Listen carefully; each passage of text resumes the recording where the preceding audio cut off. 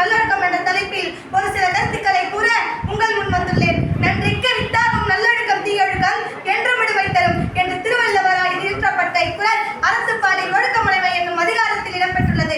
அடைய வேண்டிய இலக்கு அவசியம் என்றால் பாதை கடினமானாலும் பயணிக்கத்தான் வேண்டும். ஒருவனுடைய நல்லொழுக்கம் என்பது விதைக்கு பாய்ச்சும் நல்ல பசுமையான நீரை போன்றது.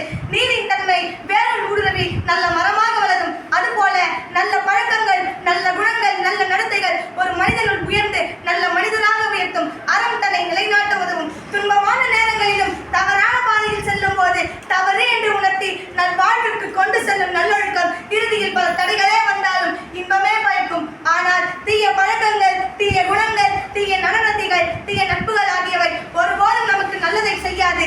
கேடான நீரை விளைச்சலுக்கு பாசினால் செழுமையான செடி வளராது. சில நாட்களில் மடிந்துவிடும் அல்லது துவண்டுவிடும். அதுபோல நமக்கு தீமையே விளையும். சில தீய பழக்கங்களை ரகசியமாக வைத்துக் கொள்வர். அது அவர்களுக்கு மட்டுமே தெரியும். ஆனால் அது உடனே பயக்காவிட்டாலும் நெடுங்காலத்தில் தீமையே பயக்கும். திருவள்ளுவர் வித்து என்று சொல்லியிருக்கிறார். ஏனென்றால் குழந்தை பருவத்திலேயே நல்ல எண்ணங்களை வித்திடுதல் வேண்டும். நல்லொழுக்கம் என்பது வாழ்வின் அனைவத்திற்கும் பொருந்தும். உண்ணும் உணவு, பேசும் சொல், செல்வம் ஈட்டுதல், அறம் செய்தல், நிர்வாகம் செய்தல், நட்பு வைத்துக் கொள்ளுதல் போன்ற எல்லாவற்றிற்கும் அடிப்படை நல்லொழுக்கம் தான். திருவள்ளுவர் கூறிய நல்லொழுக்கம் வித்து விடுதல் மிக மிக அவசியம். ஏனென்றால் தீமைகளை விதைத்து துன்பங்களை அறுவடை செய்யாமல் இருக்க என்ற கருத்தை மிக ஆழமாக தெரிவு செய்கிறேன். ஒழுக்கம் விழுப்பம் தரலாம், ஒழுக்கம் உயிரினும் ஓம்பப்படும் என்பார்கள். ஒழுக்கம் உடையவரை நல்ல மனிதனாக உயர்த்தும். எனவே அதனை உயிரை விட மேலானதாக காக்க வேண்டும். நன்றி மறப்பது நன்றன்று நன்றல்லது, அன்றே மறப்பது நன்று என்பார்கள். ஒருவர் செய்த நன்றியை தன் வாழ்நாள் முழுவதும் மறக்கக்கூடாது.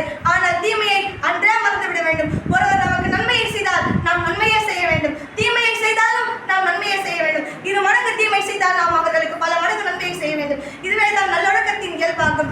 நல்லொழுக்கம் பண்பாடாகட்டும், நமது சுற்றுப்புறம் சிறக்கட்டும், உலகம் தலை தோங்கட்டும். தேடிச்சோறு நிறுத்தின்று பல சின்னஞ்சிறு கதைகள் பேசி வாடி துன்பமதை விழொன்றுகிற வாட பல செயல்கள் செய்து நதை கூடிக்கிற பருவம் எழுதி கொடு கூட்டுக்கிறேன் மாயம் பல வேடிக்கை மனிதரை போல நானும் இங்கு வீழ்வேன் என்று நினைத்தாயோ?